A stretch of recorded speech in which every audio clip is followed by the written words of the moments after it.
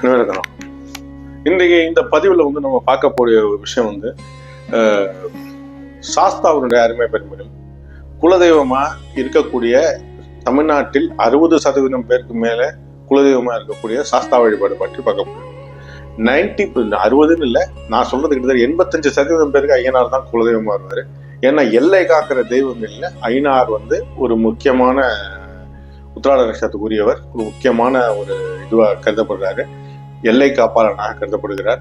ஊரை காப்பது, எல்லையை காப்பது, வீட்டை காப்பது, நாட்டை காப்பது, இது சாஸ்தாவுடைய தலையாய கடமை. சாஸ்தானாலே தண்டிப்பவர், தர்ம சாஸ்தா அப்படின்னு தர்மத்தை காக்காதவரை தண்டிப்பவர் அர்த்தம். ஸோ சாஸ்தாவுடைய மகிமைகள் சொல்லி மாளாதவை. இவரோட அவதாரம் சிவனுக்கும் விஷ்ணுவுக்கும் நடந்த விஷ்ணு சக்தி இதெல்லாம் வேற வேற கிடையாது, 2 ஒன்று தான். அது தனியாக நான் வரேன், ஆதாரத்தோட I will prove that. Okay, so சிவனுக்கும் விஷ்ணுவுக்கும் சிவாம்சமாகவும் விஷ்ணுவுடைய அம்சமாகவும் இருக்கக்கூடிய சிவவிஷ்ணு அம்ச பிறப்பாக சாஸ்தா அவர்கள் விரும்புகிறார்கள். ஸோ சிவன்றது சூரியன், விஷ்ணுன்றது புதன். இது 2க்கும் இருக்கக்கூடியவர் சனியோட அம்சம் கொண்டவராக கருதப்படுகிறார். சனி செவ்வாயோட அம்சம் கொண்டவராக கருதப்படுகிறார். சில சமயம் பாலசாஸ்தா அப்படின்ற இடத்துல குருவாகவும் வருவார். ஸோ இப்போ வந்து கல்யாண சாஸ்தா அப்படின்றதுல சுக்கிரனா வருவார். ஓகே, சுக்கிரன் சனியா வருவார். இந்த மாதிரி வந்து ஒவ்வொரு அமைப்புகளுக்கும் ஒவ்வொரு கிரகங்கள் இருக்கு. அது வரக்கூடிய பதிவுகள்ல நம்ம பார்க்கலாம் அந்த கோயிலோட. ஏன்னா இது வந்து இஷ்ட தெய்வம் சீரீஸ்ல வந்து 90% வந்து நம்ம வந்து இந்த மாதிரி கரெக்டான எக்ஸாக்டான கோயிலோட தான் நம்ம வந்து பார்த்து இது பண்ணிட்டு இருக்கோம். ஸோ ஒவ்வொரு சொரூபங்களுக்கும் ஒவ்வொரு கோயில்கள் இருக்கு, அஷ்ட சொரூபங்களுக்கும் கோயில் இருக்குது. அந்த கோயிலை மட்டும் இப்போ பார்க்கலாம். முதலில் ஞானசாஸ்தா. இது வந்து திருவுள்ளாக்கம் தர்மசாஸ்தா கோவில், திருச்சூர், கேரளால. திருச்சூர்ல வந்து தர்மசாஸ்தா கோவில்ல இந்த ஞானசாஸ்தா இருக்காரு. அப்புறம் வேதநாயக சாஸ்தா கோவில் வேடிக்காரம்பாளையம், சேலம். அப்புறம் திருப்பட்டூர் கோவில்ல ஒரு சாஸ்தாவோட டெம்பிள் இருக்கு, அதுவும் கையில ஓலைச்சுவடியோட இருப்பாரு. அந்த கோயிலும் ஞானசாஸ்தா கோயில்ல தான் வரும். ஸோ 2வதாக கல்யாணவரதர் கணபதி அக்ரஹாரம் சாஸ்தா கோவில். அதே மாதிரி திருநெல்வேலியிலையும் கல்யாணவரதர் சாஸ்தா. தமிழ்நாட்டில் நிறைய இடங்கள்ல கல்யாணவரதர் சாஸ்தாவோட கோயில் இருக்கு. அதுல வந்து பாத்தீங்கன்னா பூர்ணை புஷ்கலையோட திருமண கோலத்தில் அமர்ந்திருக்கக்கூடிய இடங்கள் எல்லாமே கல்யாணவரதர் சாஸ்தாவோட மூர்த்தங்களாக கருதப்படும். அடுத்ததாக வந்து கஜாரூட சாஸ்தா, கால சாஸ்தா. திரியம்பகபுரம் தமிழ்நாடு, நம்ம ஊர்ல திரியம்பகபுரம்ன்ற ஊர்ல கஜாரூட சாஸ்தாவோட கோயில் இருக்கு. இவரும் கஜாரூடர் காலசாஸ்தான்ற பேரால் வருகிறார். இதுலயும் அவரோட பைரவரோட கனெக்டிவிட்டி வருது. அடுத்தது சம்மோகன சாஸ்தா. இது வந்து கைவிளஞ்சேரி அப்படின்னு சொல்லக்கூடிய இடத்துல சம்மோகன சாஸ்தா ஓட கோயில் இருக்கு. அவருக்கு கைவிடேலப்பன் என்ற நாமத்தோடு அல்பாலிக்கிறார். இவர் வந்து கைவிடேலப்பன்றது வந்து இவர் இதுக்கு ஒரு தனி பதிவே போடணும். ஏன்னா கைவிடேலப்பன் வந்து நம்ம சுந்தரரோட கனெக்ட் ஆகிறாரு. ஓகே, ஸோ சம்மோகன சாஸ்தா கைவிளஞ்சேரி, அந்த சீர்காழி சாஸ்தா மிக தொன்மையான கோயிலாக கருதப்படுகிறது. அடுத்தது சந்தான பிராப்த சாஸ்தா, பிரம்மசாஸ்தா. இது வந்து பிரம்மசாஸ்தான்றது வந்து நம்ம முருகனும் வருவாரு.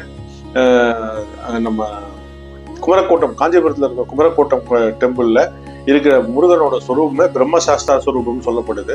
முருகனோட 16 வடிவங்கள்ல இந்த வடிவம் ஒன்றாக, பிரம்மசாஸ்தான்ற ஒரு வடிவம் ஒன்றாக சொல்லப்படுகிறது. ஸோ பிரம்மசாஸ்தான்றது வெடிக்காரப்பாளையம் ஐயனார் கோவில், தமிழ்நாடு. அடுத்ததாக வேத சாஸ்தா அல்லது சிம்மாரூட சாஸ்தான்னு சொல்லுவாங்க. வேதநாயக சாஸ்தா கோவில் வேடிக்காரம்பாளையம், கோயம்புத்தூர், சேலம்ல இருக்கு. இந்த சிம்ம சாஸ்தா அப்படின்றவர் வந்து புதனோட அம்சமாக கருதப்படுகிறார். அடுத்ததாக வீரசாஸ்தா, அஸ்வாரூட சாஸ்தா, அச்சங்கோயில்ல வந்து பகவானுக்கு குதிரை வாகனம் இருக்கும். ஸோ அச்சங்கோயில் சாஸ்தா இதுவாக கருதப்படும். ஆதிமகா சாஸ்தா அப்படின்றது அனைத்து சாஸ்தாவோட கோயில்களும் ஆதிமகா சாஸ்தாவோட கோயில்ல தான் வரும். ஏன்னா அந்த சுரூபமா தான் எல்லா உருவங்களும் இது பண்ணிருக்கேன். இது வந்து 8 சாஸ்தாக்கள். 9வது கிராத சாஸ்தா. ஐயப்பனுக்கு எப்படி 5 தலங்கள் இருக்கோ, அதாவது 5 தலங்கள் பஞ்சாட்சர தலங்கள் இருக்கோ, அதாவது காந்தமலை, குளத்துப்புழை, அச்சங்கோயில், ஆரியங்காவு, எரிமேலி என்று சொல்லக்கூடிய 5,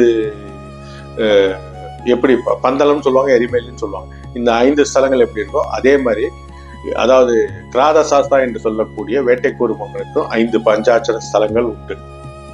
அது தனி பதிவுல அதை பத்தி பார்க்க. வேட்டைக்கூறு மகன் ஐயனாருக்கும் எந்த விதமான டிஃபரன்ஸும் கிடையாது. அவரோட ஹிஸ்டரியும் இவரோட ஹிஸ்டரியும் ஒன்னாவே வரும்.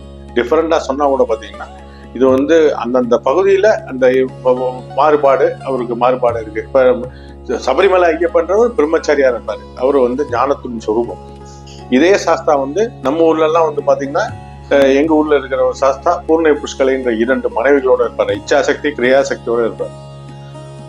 ஸோ இது வந்து சாஸ்தாவோட இந்த வேறுபாடு எல்லா இடங்களையும் உண்டு. இதே வந்து மகாராஷ்டிரா இந்த மாதிரி எங்க கண்டோபா வழிபாடு நடக்கிறதோ அந்த கண்டோபாவும் பாத்தீங்கன்னா சாஸ்தாவுடைய அம்சமே. அவருக்கும் 2 மனைவிகள் உண்டு. கண்டோபா சாஸ்தா என்னை பொறுத்த வரைக்கும் பைரவரோட அம்சமாகவே கருதப்படுகிறார்கள். என்னை பொறுத்த வரைக்கும் இதுக்கு ஆதாரம் காஞ்சி கோட்டத்து காவலாளி தர்மசாஸ்தாவே. பைரவர் இருந்தாலும் 64 சக்தி பீடங்களுக்கும் பைரவர் காவலாக இருக்கிறார். அந்த 64ல டிஃபரெண்ட் ஆகிற ஒரே சக்தி இங்கேயும் பைரவர் இருக்காரு, பட் அந்த ஓவரால் ரெஸ்பான்சிபிலிட்டி காமக்கோட்டை காவலன்றது ஆயிடார். ஸோ இந்த மாதிரி டிஃபரன்ஸ் இருக்கு. இதை பத்தி நம்ம டீட்டெயிலா வர போற பதிவுகளில் பார்க்கலாம். இப்போதைக்கு இந்த 8 சாஸ்தா இதை பத்தி மேலும் தகவல்களுக்கு உங்களுக்கு ஏதாவது தேவைன்னா கமெண்ட்ஸ்ல சொல்லுங்க. நிறைய பேர் சப்ஸ்கிரைப் பண்ணாம பாக்குறீங்க, இன்னும் சப்ஸ்கிரைப் பண்ணுங்க. இது உங்களோட கமெண்ட்ஸ், லைக்ஸ் இதெல்லாம் தான் ஒரு சின்ன ஒரு கிரியாவுக்கியா இருக்கும் ஃபர்தரா வீடியோ போடுறதுக்கு. So stay to us. இந்த மாதிரி வித்தியாசமான பதிவுகளுக்கு சேனலை தொடர்ந்து பாருங்க. நன்றி, வணக்கம்.